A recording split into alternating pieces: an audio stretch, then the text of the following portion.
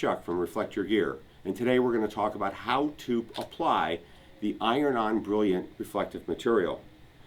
First things, by now you've probably received a packet of that and are figuring out how to do it. All the instructions are clearly laid out in the card inside, but let's walk you through that real quickly. First thing you want to do is select your iron. There's many different irons out there in the marketplace. Typically they have one of 3 different types of scales.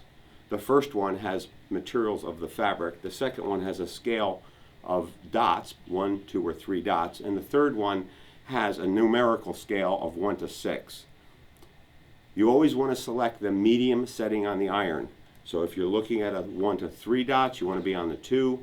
If you're looking at the scale of 1 to 6, you want to be on the 3. This iron we're going to use today has the material, and you want to be either at the rayon, wool, or blend setting. That's right in the middle. That's a little bit cooler than you would normally iron in iron clothing, but this material and the adhesive on the back is specifically designed to melt at very low temperatures, so you don't have too much of a risk that you're going to wreck your garment.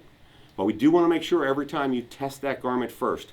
Pick an area in the garment that you are less concerned about, get your iron up to temperature, and test it like this. And you'll see that whether or not it burns or scars or leaves a mark on the garment. Some materials are extremely temperature sensitive, and if you see any mark at all, that iron-on product is not right for this garment, and you should either apply it to a different garment or return it for our tape product. As you can see, this is fine, so let's go ahead with this application. When you open the product, we're going to take them off. We have another video to tell you exactly where to place it, so let's go ahead and apply that first piece right where you want. Place it exactly where you want it, with the reflective side up, the adhesive side, which is that gray dull side, down, the shiny reflective side up. You always want to put a garment piece on top of it, and then you want to apply heat. You want to apply the pressure for 20 to 30 seconds. You do want to apply pressure larger and greater than you normally would iron, but you don't need to hurt yourself and you don't need to break your ironing board on this, okay? One of the things while we're doing the timing of this and making sure it's 20 to 30 seconds is let's talk about where to place it. You do not want to place it over a seam. Anywhere near a seam actually is a little bit of a problem.